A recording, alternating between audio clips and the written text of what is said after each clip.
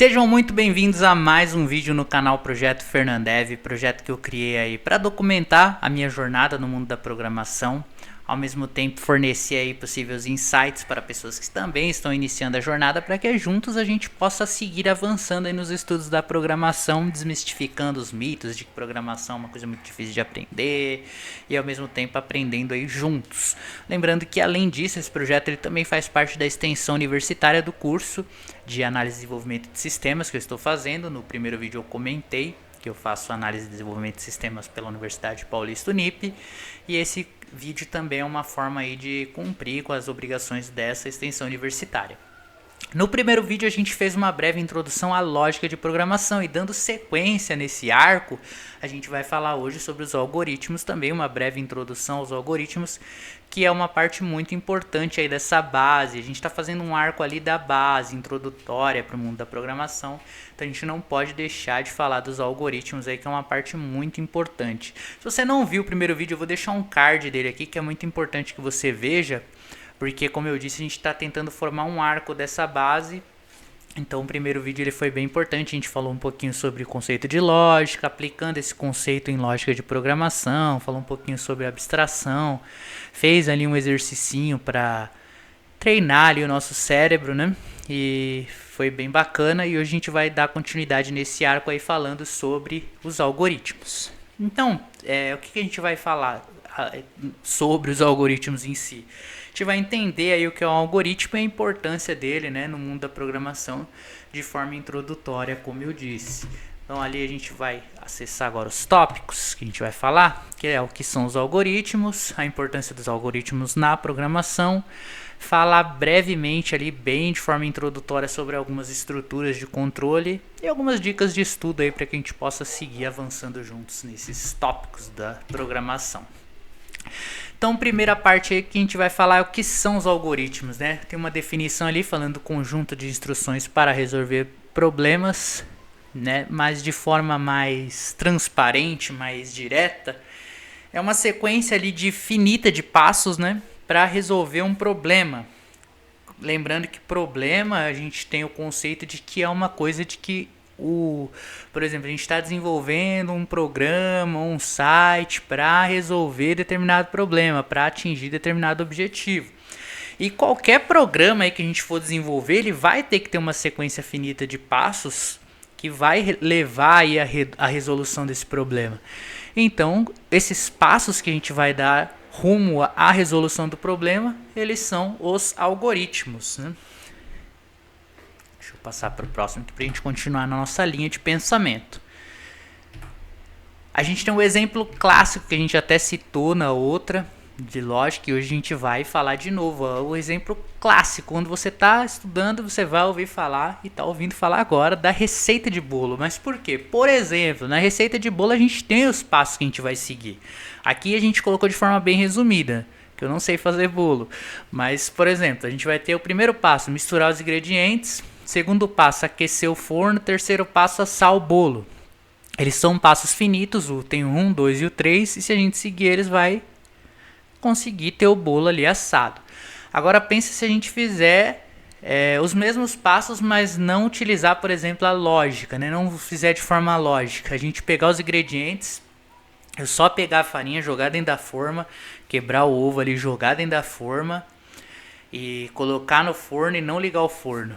Eu vou ter seguido ali, meio que seguido, né, os passos, mas eu não segui de forma lógica e também não segui de maneira correta. Então eu, apesar de ter seguido aí alguns passos, eu não utilizei a lógica neles, não fiz eles de forma finita visando a resolução do problema, então eu não vou ter o bolo. Da mesma forma, na programação, né, o algoritmo ele orienta o que a gente precisa fazer para resolver um problema de maneira organizada e lógica. Então, nesse caso, está aqui falando que eu tenho que misturar esses ingredientes, então tem que bater eles antes para eles fazerem aquela mistura. E eu já vou deixando o forno aquecido ali, e aí depois eu vou colocar ali a forma. Lembrando que tem outros passos, né? A gente geralmente tem que untar a forma, etc. Mas aqui a gente está usando só de forma lúdica. E aí eu vou lá e vou colocar o bolo, e aí sim vou ter. Então os algoritmos eles servem para isso, para orientar como a gente vai fazer para resolver aquele problema ali de maneira organizada e maneira lógica.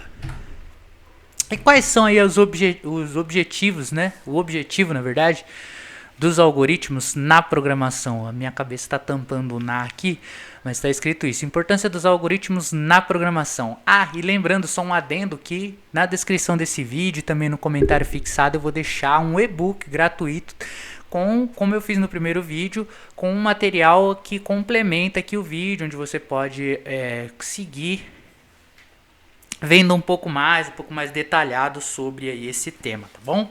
A gente vai deixar aí no cardzinho, na descrição e no comentário fixado. E também no nosso Instagram, eu vou colocar ele lá. Bom, voltando aqui. O objetivo do algoritmo no mundo da programação é criar soluções eficientes. Como? Como a gente falou ali. Se você segue o algoritmo, você vai de forma lógica e organizada resolver aquele problema. Então ele é essencial para a lógica e eficiência do código. Seguindo os algoritmos ali, o passo a passo elencado, organizado e lógico, eu vou ter uma eficiência no meu código e ele vai resolver aquele problema de maneira mais otimizada, mais fácil.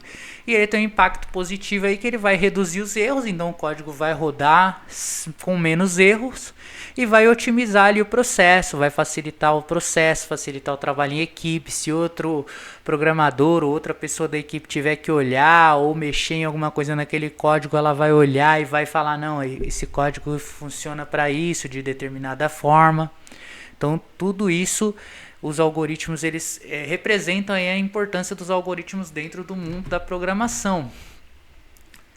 E a gente vai falar um pouquinho hoje de forma breve também, introdutória, sobre algumas estruturas de controle, né? Tem algumas estruturas de controle que são chamadas de condições, que o programa toma uma decisão baseada numa condição, que é o if, o then, o else, termos que são em inglês ali, né? Mas que, por exemplo, o if é o se, né? E algumas de repetição também, o while e o for. A gente vai ver alguns exemplos aqui nos próximos slides. Por exemplo, a estrutura condicional se não. Essa estrutura, eu vou ver se eu consigo mexer a minha câmera aqui, pera aí. Eu não vou nem ver se eu fico aqui, ó. Depois eu volto lá pra cima. Vou me diminuir um pouquinho aqui também, só para eu caber aqui direitinho. Eu não vou nem editar essa parte. Vou ficar aqui, ó. Não, é melhor ficar no canto aqui, né? Ou agora eu caibo aqui. Pronto. Vou ficar menorzinho aqui só para não atrapalhar o texto. Então essas estruturas condicionais aí, se não, elas permitem ao programa executar diferentes blocos de código com base em uma condição. Então o programa ele vê a condição ali. Se a condição ela for verdadeira, o bloco é executado. Agora, se a condição for falsa, outro bloco é executado. Aí a gente tem um exemplo ali que é um programa que estaria rodando para ver se a pessoa é maior ou menor de idade, por exemplo. Poderia funcionar, por exemplo, vamos dizer, num contexto de você poder entrar num determinado site ou poder fazer um determinado cadastro.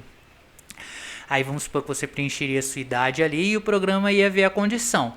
Aí se a idade for maior ou igual a 18, então vai exibir você é maior de idade. Aí vamos supor que em vez de exibir isso, deixaria a pessoa seguir em frente. Se não, exibiria você menor de idade e não deixaria a pessoa acessar ou terminar aquele cadastro.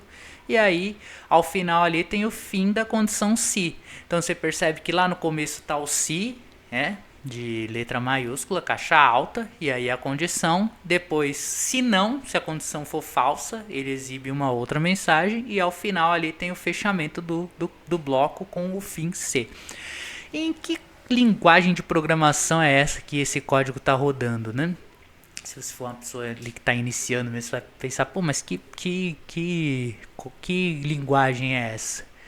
Bom, na verdade essa é uma pseudolinguagem, né? O que é uma pseudolinguagem? É uma linguagem genérica que ela se baseia mais na questão da lógica, que é a parte que a gente está tentando entender mesmo, lógica, algoritmo, do que na sintaxe de linguagem mesmo, que seriam as regras de determinada linguagem. Então ela facilita porque ela se aproxima muito mais da nossa linguagem nativa, que é o português, do que de uma linguagem de máquina. Então permite que a gente possa voltar mais a nossa atenção na estrutura e no pensamento lógico do que nas regras da linguagem, que a gente pode isso pegar em um outro momento, e com a nossa lógica fortalecida de maneira correta, isso fica muito mais fácil. Por isso que bons programadores, você pode ver que eles conseguem programar basicamente em qualquer linguagem que for determinado. O cara dá uma estudada na linguagem ali, por quê? Porque a base ele já tem aqui fortalecida, ele já sabe, então ele só pega ali, dá uma estudada na sintaxe e consegue desenvolver o código em quaisquer linguagens que forem necessárias. Então esse exemplo ele mostra que com base em uma condição, que é a idade, ele vai exibir uma mensagem falando que a pessoa é maior ou menor de idade. Se for maior de idade, vai exibir que é maior de idade. Se não, vai exibir que é menor de idade. Vamos para o próximo aqui, um outro exemplo. Então, a estrutura, por exemplo, enquanto faça, é uma estrutura de repetição que ela permite que o código ele seja executado várias vezes dependendo de uma condição. Nesse caso aqui, o contador ele vai ser exibido até que atinja 10. Então, enquanto a condição ali, enquanto o contador for menor que 10, o contador ele vai ser exibido e adicionado mais um, começando pelo 0. 0 é menor que 10? Sim. Então ele vai rodar o código e aí o contador vai adicionar mais um. E aí ele vai ver de novo a condição, vai voltar lá para o início. E aí vai ver o contador 1. Então 0 mais 1 é 1. 1 é menor que 10? Sim. Então ele vai rodar o código de novo, o contador vai ser adicionado mais 1, e aí vai virar 2, 1 mais 1, 2. Aí vai voltar lá para cima, 2 é menor que 10? Sim. E aí vai rodar de novo até que ele atinja 10. E aí vai falar, 10 é menor que 10? Não, por quê? Porque é igual. Então se fosse ali também menor ou igual, aí rodaria mais um até atingir 11. Mas como é só menor, então quando atingir 10, 10 menor que 10 vai dar a condição falsa e aí vai chegar ao fim da condição enquanto. Então essa condição ela permite aí, nessa estrutura, na verdade, ela permite que o bloco seja executado várias vezes dependendo de uma condição. Lembrando que esse código que está aqui, ele está escrito numa pseudolinguagem para facilitar o entendimento mais da estrutura e da lógica do que na questão da sintaxe de linguagem, já que o nosso objetivo nesse primeiro momento é mais entender mesmo essa parte de lógica, essa parte de estruturas, do que a propriamente dita parte de sintaxe de linguagem, que é uma parte que a gente vai atingir aí nesse projeto sim, em materiais posteriores. E agora a gente vai para a parte que a gente treina o nosso cérebro. Eu vou mexer aqui um pouquinho de novo, vou voltar aqui, vou me diminuir aqui e vou me pôr aqui. E a gente vai treinar o nosso cérebro aí. A gente vai fazer alguns exercícios bem interessantes, tá bom? A gente vai fazer alguns exercícios bem interessantes. Por exemplo, o algoritmo do meu dia. Você não vai precisar codar nada, vai ser na pseudolinguagem. Você pode fazer tanto... A primeira vez que eu fiz, eu fiz no papel. Peguei uma folha e escrevi. Você pode fazer num bloco de notas, no Word, enfim, como você se sentir à vontade. Mas como é que é o algoritmo do meu dia? Você vai criar um algoritmo do seu dia, o passo a passo do seu dia ali. Seu problema vai ser viver o seu dia e você vai fazer meio que um checklist dele ali, colocando passo a passo de forma lógica. Então o que você faz primeiro no seu dia? Você acorda. Então você vai colocar lá acordar. Aí você vai colocar levantar da cama e lavar o rosto, escovar o dente, tomar café da manhã, escovar o dente, começar a me arrumar para sair para trabalhar, para estudar, enfim, ir para academia. Você vai montar um algoritmo do seu dia ali e vai listar ele no papel, no Word, no computador, onde você decidir. Por quê? Porque isso vai te permitir, além de fortalecer no seu córtex pré-frontal esse passo a passo ali, essa questão da lógica do passo a passo finito, ajudar a fortalecer, na verdade, esse conteúdo, ainda vai te ajudar a organizar o seu dia. Então é bem interessante, tá? E tem o algoritmo dos pinguins numa fria. Eu vou mostrar esse site para vocês aqui. Você coloca Rachacuca Pinguins numa fria, ó. Aí você vai achar esse jogo aqui. Você abre ele vai estar aqui, ó. Ele é bem facinho de jogar. Você vai clicar aqui no Rachacuca Pinguins numa fria. Ele vai dar uma carregada. Ele é um site que ele é gratuito, então ele tem bastante propaganda, mas você consegue jogar, ó. E ele abre a janelinha do jogo aqui. E é um jogo bem interessante. Aí você fecha os anúncios que forem aparecendo, coloca não obrigada para tudo aí, e você consegue colocar. O que você tem que fazer nesse jogo, cara? Você tem que ele tem as instruções aqui. Por exemplo, você tem que transferir os filhotes pro outro lado, mas você não pode fazer igual eu fiz aqui, ó. Você não pode você nunca pode deixar o filhote sozinho, né? Você nunca pode deixar o filhote sozinho. Vou jogar de novo aqui, ó. Por exemplo, você tem que colocar o filhote primeiro e depois o pai. Aí você clica aqui no gelinho e ele transfere. E aí você deixa o filhote, por exemplo, e volta com o pai. Mas o gelo ele nunca pode se transferir sozinho também.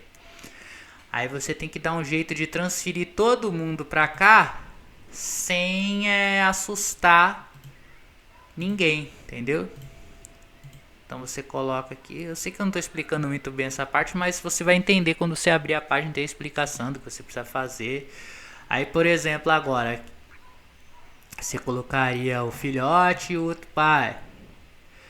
E aí você deixaria, só que você, por exemplo, se você soltar esse filhote aqui e o pai foi embora, o filhote fica. Agora se você colocar outro pai aqui, o filhote já se assusta. Então o seu objetivo é transferir todo mundo desse lado para esse lado sem assustar ninguém. E depois que você conseguir isso, você também faz um algoritmo disso. Eu mesmo cheguei a fazer um aqui. Então eu não vou colocar ele aqui, não vou fazer, porque senão perde a graça de vocês. Mas tem um algoritmo que eu desenvolvi que você consegue fazer rapidinho, e aí você consegue fazer em menor tempo possível. Então, eu vou voltar a apresentação em tela cheia aqui. Você vai acessar o jogo e vai fazer ali a resolução, vai desenvolver o algoritmo, e aí depois você treina o seu pensamento lógico com esse algoritmo e tenta resolver ele aí no menor tempo possível. E se você fizer isso, coloca no comentário aí seu tempo, quanto você conseguiu fazer, que vai ser bem legal.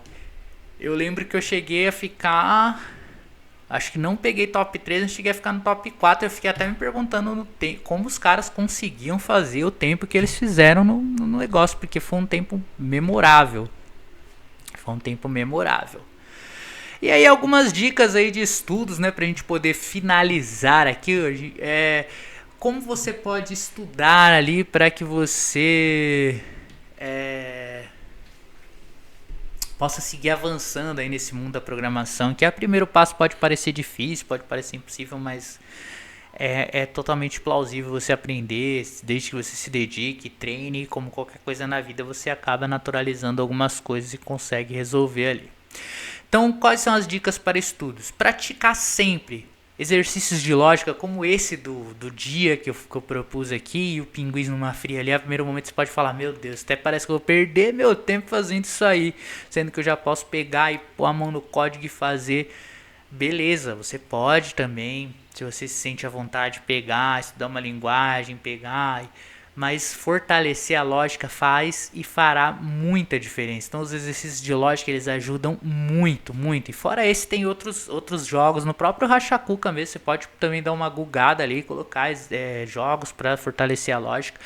Fortalecer o seu pensamento lógico, principalmente se você está iniciando, vai fazer muita, mas muita diferença no seu futuro como programador.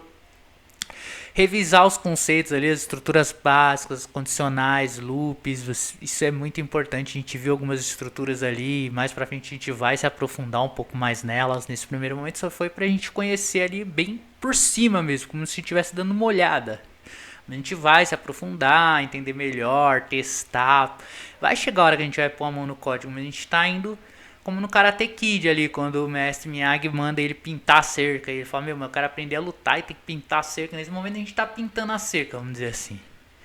E teste as suas soluções ali, quando você vê alguma coisa, se você estiver fazendo código, por exemplo, ou pseudocódigo que seja, identifique melhorias, evite redundâncias, tente usar ali os algoritmos de forma organizada e lógica, como eu disse, porque isso vai fazer toda a diferença, tá bom?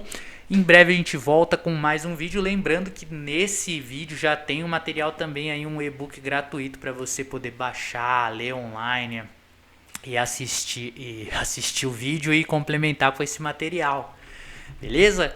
E aí algumas das nossas referências aqui, que como eu disse é muito importante. Vou sair da frente das referências aqui. Estou me movimentando hoje durante o vídeo para não pegar. Essas são as nossas referências, tá bom?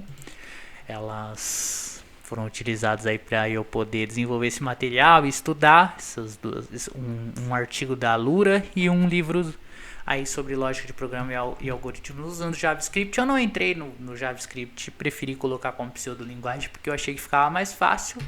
Mas é isso aí. Muito obrigado por assistir até aqui. A gente se vê numa próxima. Se você gostou do vídeo, considere deixar o seu like, se inscrever para continuar vendo os avanços desse projeto, vendo os novos materiais e os novos vídeos que a gente vai desenvolver aqui, tá bom?